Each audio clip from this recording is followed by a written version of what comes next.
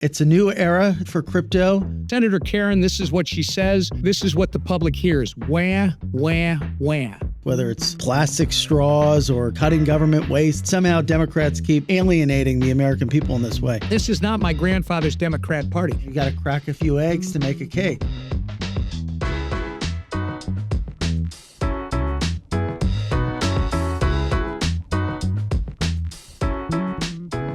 Ladies and gentlemen, thanks for tuning into The Scoop. I'm your host, Frank Chaparro, and we have a very special episode of the program for you today with Congressman Tom Emmer joining us to talk about everything from Doge to Elon Musk, and of course, the Super Bowl with President Trump and crypto policy. We hope you enjoy the episode, but before we dive in, let's take a moment to thank our sponsors. Uranium.io, an entirely new marketplace for trading uranium and powered by Tezos technology, is live. As global energy demand rises and nuclear power becomes a key player in decarbonization, demand for U3O8 is increasing. But up until now, its access to retail investors has been limited. Unlike other precious metals like gold or silver, the traditional uranium market has high barriers with minimum lot sizes of tens of thousands of pounds that's limited retail participation. Tokenized uranium breaks these barriers, enabling anyone to own physical uranium with accessible pricing and no need for complex storage. Investing in uranium is now widely accessible, and you can learn more at www.uranium.io. Well, ladies and gentlemen, thanks for tuning into The Scoop. I'm your host, Frank Chaparro, and I'm very excited to have, again, joining us on the other side of the mic, Congressman Tom Emmer. I could easily say a lot has changed in the 2 years thereabouts that since we last had you on the show, but so much has changed in just the past 2 weeks. So there's a lot for us to dive into. Obviously, we appreciate all the work you've done on the intersection of crypto and policy and being an advocate for the space. It's a new era. It's a new moment for crypto, and obviously for the government. But before we dive into everything, I have to ask: how was the Super Bowl, and were you involved in the decision to get rid of the penny? The Super Bowl was great. There was myself from the House and 7 senators that traveled with the president and his family. And a bunch of staff to New Orleans from Palm Beach. On the flight, apparently, he announced he was telling the Treasury to stop minting pennies, which is interesting because he's probably right. It's probably long overdue. And then he signed the proclamation for the Gulf of America on the same flight. And then we went to the Super Bowl. They fed us jambalaya and bread pudding to kind of get people in the mood. And they had the Super Bowl 57 stuff all over the place. And I'll tell you this, when you go to an event like the Super Bowl, one of the biggest events in the world, I have a suggestion for you, Frank. Sure. Get in the President of the United States motorcade. It goes so well. It's amazing. It really was good. Yeah, it sounds like a blast. I wish I could have, maybe next time I'll join. So let's focus in on what's going on down in DC. I was watching a clip from Scott Jennings at CNN, and he described this sort of like 80-20 rule where over the last few weeks, Republicans and Doge have been, implementing a lot of these new initiatives at breakneck speed, and Democrats keep coming out against it, but it's coming out against aspects of these policies that 80% of Americans basically agree with, whether it's plastic straws or cutting government waste. This is what we want, but somehow Democrats keep, sort of alienating the American people in this way. Crypto, I think, is a big example of this. 80% of Americans probably either like crypto or have no opinion of it, and 20% dislike it, and there the Democrats find themselves on that issue. Yeah, no, you're right, Frank. I mean, if you just look at overall what's happening with Doge, which even the mainstream media that wants to protect the status quo here in Washington, D.C. So God forbid anybody look behind a closed door and say, wait a second, USAID has some good programs, but you're spending millions on what? The New York Times? You're spending millions on Politico? I this and I mean it goes into the mutilation of children that we're paying for around the world. All of this stuff. Americans, 77 million of them voted for Donald J. Trump on November 5th, and they voted for him because he promised to shake up the status quo, and that's exactly what he's doing. Doge is a great enhancement to the good work that our men and women with election certificates have already been doing. Think about this. If you're a member from Tennessee or you're a member from Iowa or somewhere where you're calling out a waste, fraud, and abuse, Hmm. do you think your megaphone is going to be as big as Elon Musk's megaphone when he blares out the exact same stuff that you've been screaming about for the last couple of years? It's not. So Elon Musk and Doge are doing an amazing job in highlighting these things for the American people, and this is what they voted for. Now, when you get to the Democrat Party, this is not my grandfather's Democrat Party. They don't have a brand. They're broken. Like you Yeah. say, they keep doubling down on the very things that caused them to allow Donald Trump to have a landslide victory. I mean, this is a party that has lost its way. It's the identity politics that it has practiced for years are literally coming back to devour this party. And who knows what the future holds, whether it will become the Marxist Party of America, the Socialist Party of America. I think the word progressive is gone. And the question about Democrat is really, are you going to stay a Democrat or are you going to become an independent or a Republican? Because clearly the majority of the United States, and you brought it up, you said 80%, but I think yesterday, Frank, CBS, which I think we're going to find out that 60 Minutes is going to get held accountable for editing that Kamala Harris interview on 60 Minutes before the election in a big way because they edited out all the bad stuff, tried to put her in this great light. But CBS, which is not our friend, yesterday had a poll that said 70% of Americans agree with what Donald Trump has been doing. And I'm going to keep going because now I talk about crypto. You're right. I mean, whether it's Elizabeth Warren or you pick your flavor, she's the one-person crypto army. Well, they don't get it, and they didn't get it during the last election.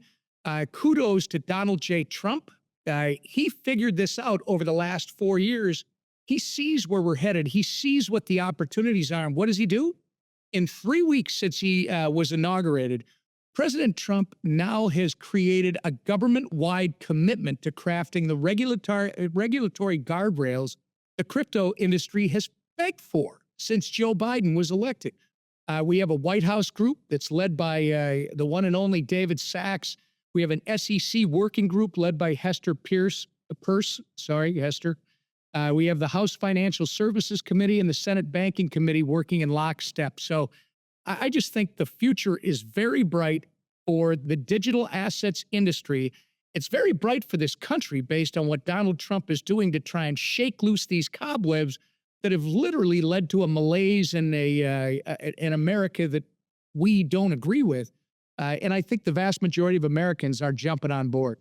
It's interesting because I think it ties. I think the anti-crypto approach that you see within certain factions of the Democratic Party is almost tied in a way to identity politics, where they think crypto is basically a monolith of crypto bros, which falls outside of the groups to whom the Democrats think they should be prioritized.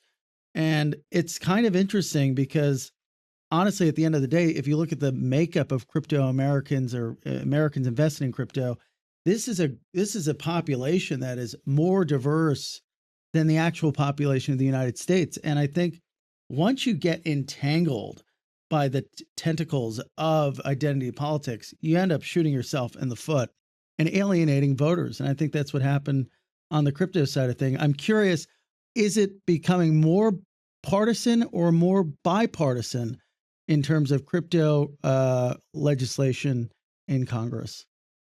I think crypto is going to be more nonpartisan. I mean, I think you're going to have Republicans and Democrats who are working together in the last administration without success, obviously, because they were being thwarted by the Gary Genslers of this world, the Elizabeth Warrens, the Maxine Waters. Now, guess what? There's a new day and they're ready to move forward. And you just gave me a really interesting thing that I've got to think about. because this identity politics clearly has not worked for the Black community, for the Hispanic community, for the Asian community, and I would argue even liberal Jews.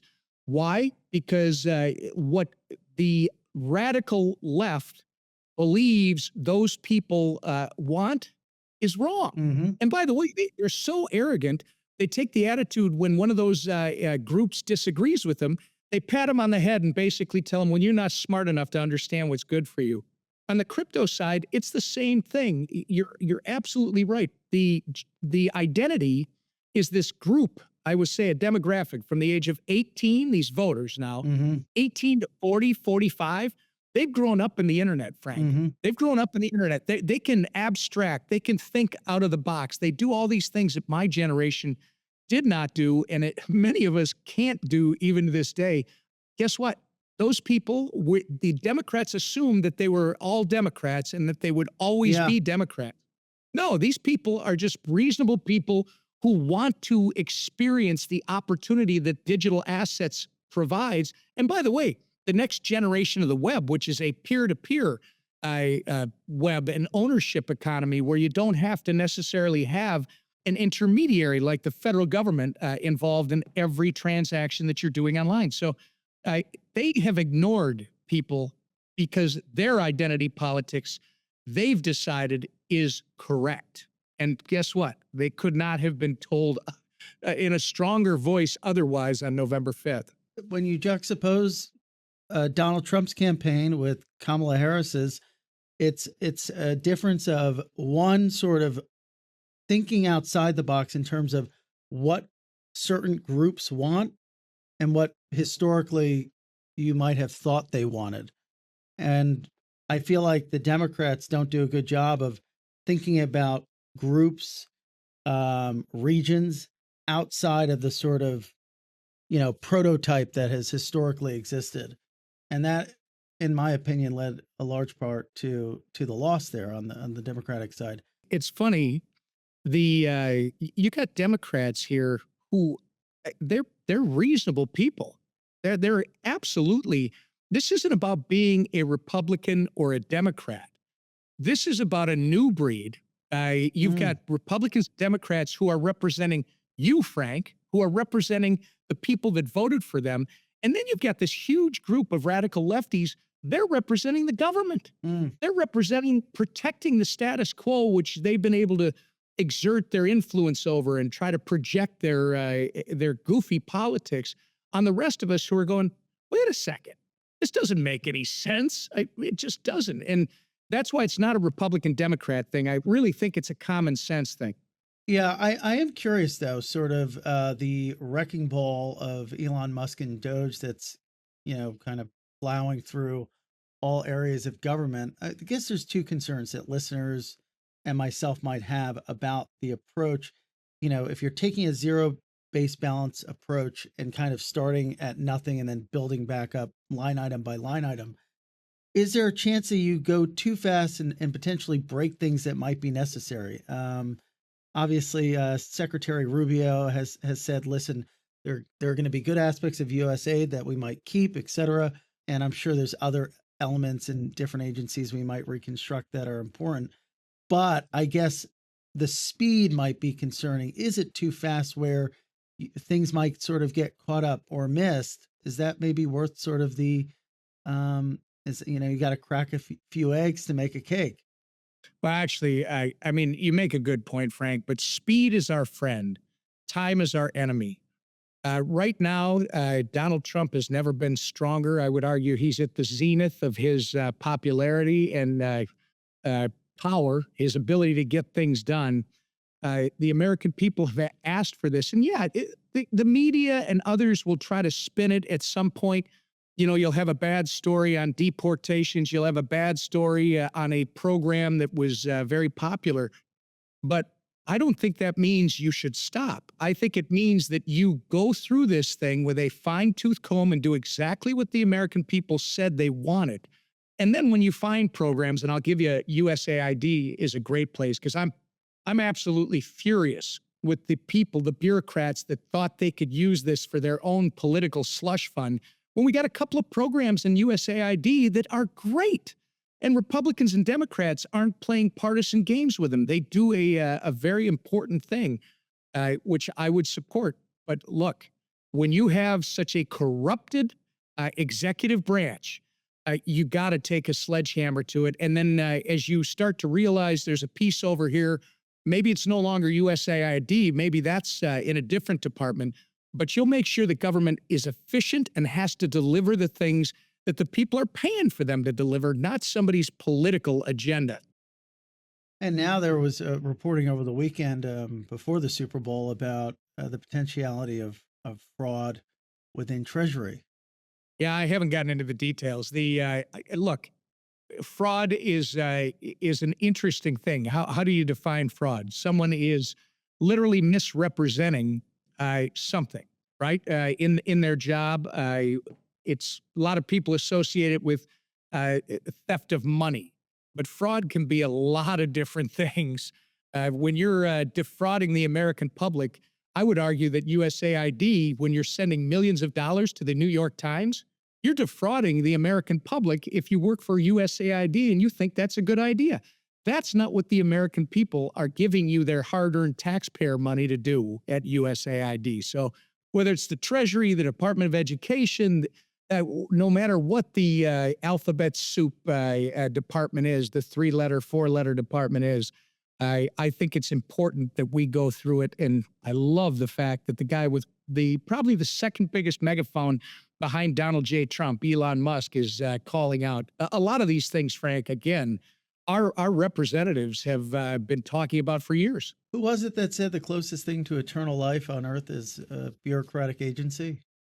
I think it might have been Reagan. Ronald Reagan. But it's true. I mean, I guess to a certain extent, you don't want to attribute malice to stupidity or haplessness. At the end of the day, if you have an agency that's been running for 40, 50 some odd years, you kind of, and there's no real incentive for profit or no incentive for anything but getting more money in grants or from government than you did the year before. But even still, Congressman, I think that there's an important sticking point here, which is, and I'm curious your take on it. Is this effectively, I like moving fast and sort of cutting waste, but are we taking some of the legitimate powers away from Congress, who has the sort of power of the purse, as it were, and putting it within the executive branch? Absolutely not. I think to make these last, you're going to have to exercise your Article 1 authority. But Frank, that's where Congress needs to take responsibility. It has been 30 years, 3 decades since Congress has actually done a budget the way the American people expect it to. And because of that, whether it's been a Republican in office or a Democrat in the White House, we have created this imperial presidency. So there's plenty of precedent for what Donald J. Trump is doing. But the key is going to be Congress ultimately exercising its Article 1 authority. Look, you talk about these agencies that have run for years and, they're not accountable. Well, you know why? Because we haven't been doing our job. You haven't done your job. No, we got to do the oversight. By the way, we got to take away their money when they're not meeting the mission they're supposed to be doing for the American people. Draw back the curtain. What is sort of behind the lack of urgency in that respect? You're right. I mean, this is kind of why Congress historically has had approval ratings in the 10s and 20s. It's because Americans feel like they're not necessarily doing this specific basic job. But why not? What's sort of been the impediment to doing the oversight? I'll give you my opinion, and it's a strong one. It starts with the Budget Control Act of whatever it was, 1972 perhaps. I believe that's the law that says the executive, the president, will provide his budget to Congress the first or second week of February, and then the U.S. House of Representatives will have 30 days after that within which to give their budget. You know what, Frank? The way I was raised, there are three branches of government. The Congressional, the House and the Senate, the House in particular, that's where the spending originates. Where in God's name did the executive get the authority to tell us what our budget is? He can certainly tell us his priorities, but that's one of the problems. So people wait. Under Biden the last time, he didn't even put his out in accordance with the law. He didn't put his wish list out until probably April sometime, approaching May. Why is that important? Because what needs to happen in the first of the 2-year cycle for the House, senators have 6, so they don't have the same urgency. But what needs to happen in the first year, right after you're elected, you got to figure out what the top line budget number is. What are we going to spend this year? You got to do that immediately. And you shouldn't be waiting for the executive. You figure that out with the agencies. We have our cardinals, as they're called, on the appropriations subcommittees, work with the different departments that are under their jurisdiction on their needs, their expectations, figure out what that number is. And then, Frank, you start drafting those bills immediately in January, February, and March, so that by the time you're getting to April, you're actually passing appropriations bills off the House. You do that in April and May, and you make sure the Senate all has it no later than the end of June, because what's happened repeatedly since I've been here and before I got here is the Senate and the White House, and it doesn't matter if it's Republicans or Democrats, the Senate and the White House conspire to jam the House every year. And we have not been practicing the art of constitutional governance. The House has to lead and has to take back that position of leadership. We've got to put all the pressure on the Senate. When we wait till the end, the Senate tries to jam us in September with a whole bunch of spending that we don't want, and much of it we don't need, as Elon Musk is now blaring from the mountaintops. And then we have a CR, a continuing resolution, and that goes for several months. Then we do another one. Guess what? The following summer, before the end of the first year is over, we always have this huge spending bill that gets signed into law that was negotiated essentially by 4 or 5 people. That's got to end. That is the problem that you're dealing with. And if we were going to take the lead in the House, that's the way we would do it. That makes a lot of sense. Pivoting back to crypto, I'm curious, how do you ensure between administrations that something like government oversight on waste or even clear rules of the road for crypto are maintained and don't necessarily shift from administration to administration? You put them in the federal code. That is the issue. That's why I said at the beginning, I'm an Article 1 guy. Plenty of precedent for what President Trump is doing. It's been created by Republican and Democrat presidents that have preceded him over the last 30 years using their pen. He's actually using that precedent to make these enormous changes. But in order to make them lasting, Frank, Congress has to do its job.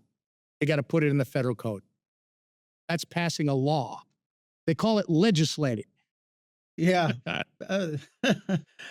Remember when that used to get done? A lot of reporters or media have been reaching out to me asking me about, what the government's promising crypto billionaires and millionaires, and what's David Sachs promising the industry. These I don't know if you remember Elizabeth Warren referring to the industry as a bunch of crypto titans of executives and billionaires. Like, there's a lot of just normal people that have jobs in this industry. Wake up call. And I've said to a lot of them, it's very basic. It's just having an open door. And I think people don't realize how anti-crypto the last administration was under Gensler, and the extent to which there was just no line of communication. And obviously, I think some people are anticipating or expecting a litany or a laundry list of promises, but it's really just my impression is finally they have a seat at the table to engage with the administration, with the various agencies, and with Congress.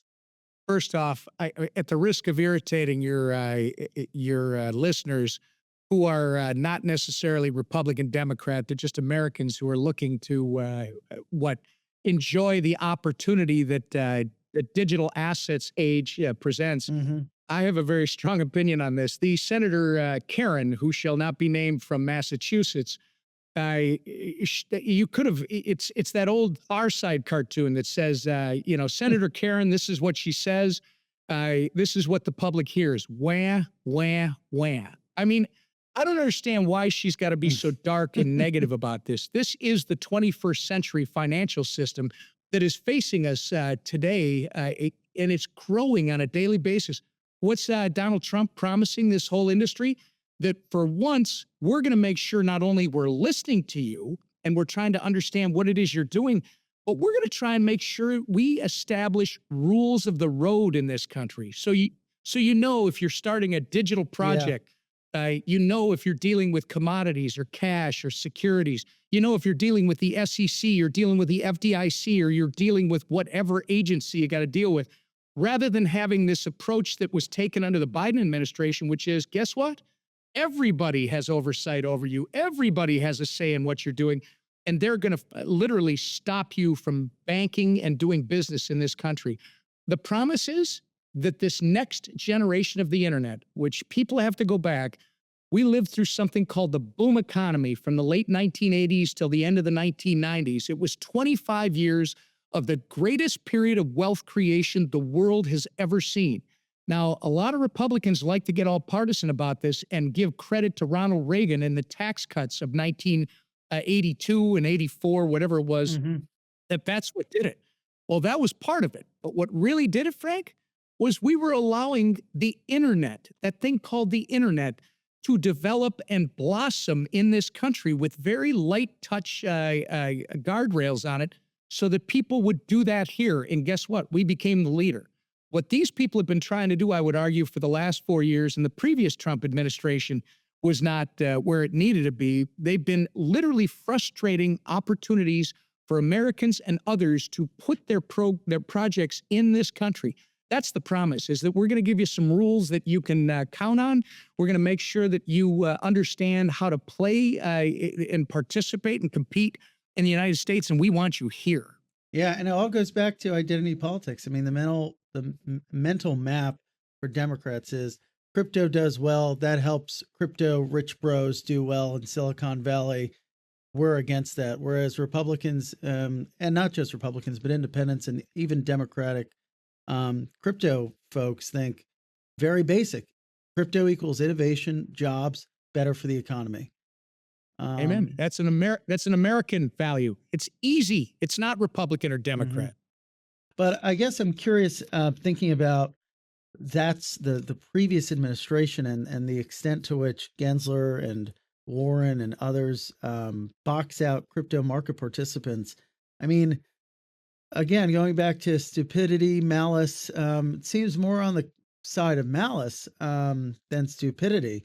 And I wonder, is there a possibility where there was something even, not illegal per se, but something that could have been, yeah, some degree of illegality. Uh, Frank, first off, you're reminding me what an old farmer told me 30 years ago. When I was pointing out something at church, there was a step that was broken. He goes, "You know what? The dumb ones won't notice and the smart ones won't say anything." So the dumb ones who won't notice, no, that there was no malice. They're just part of the team that is about the centralized aspect of our federal government. And frankly, our government's going all the way down to the local level. Hmm. Uh, they have made their careers off of centralized government where citizens must come to you to deal with it. Uh, they're just ignorant of what the digital age is going to provide. Then there's another group of people. I would argue Gary Gensler. I would argue Grewal, his enforcement guy, who, when asked if he sends sweep letters to anyone outside his jurisdiction, that guy had the stones to say, "Yes, we do." I mean, because nobody's going to hold them accountable. Were they doing illegal stuff? Yes, they were, because nobody was holding them accountable. And why? I would argue the malice for those people is they see this next generation of the web as completely decentralizing everything as we've known it over the last 100 years plus. And by the way, when we decentralize, Senator Karen loses her authority. The authority is restored back to Frank. It's restored back to the citizen who's trying to do what he or she believes is in their best interest. That's what this is all about. So they were fighting that. They don't want to give up their control over the masses. And I got news for them. Doesn't matter if Congress does its job or not. The masses ain't playing anymore. They're going to do their own thing. It's happening. You can't stop. You can't stop the sort of momentum. So I guess kind of just rounding things out. How is the path for the market structure bill, stablecoin bill looking? Will it be something that's a priority for this Congress? I believe it is. And I want to give kudos to our new chair. Our outgoing chair, Patrick McHenry, was a huge champion of this stuff.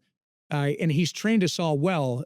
French Hill is a great chairman that has just been installed. And as you know, he was the chair of the Digital Assets Subcommittee in the last Congress.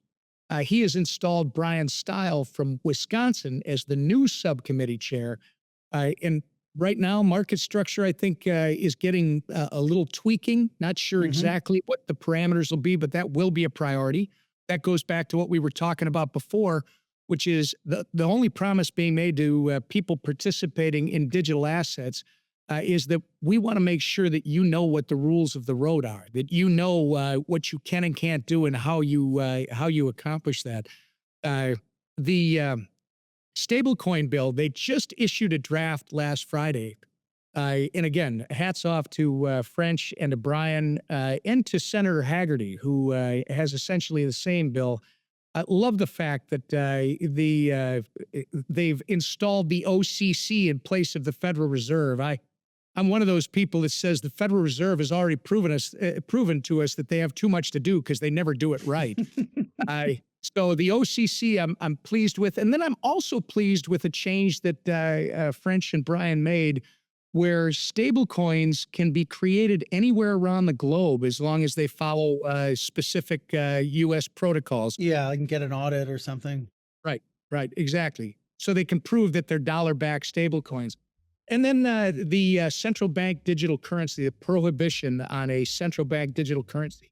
I think those three, there will be others. I don't mean to narrow the field, but I would say those three are definitely a priority for Congress in the next 2 years, and hopefully sooner. Well, we won't keep you from working on some of those priorities. So thank you for stopping in and having the time to chat.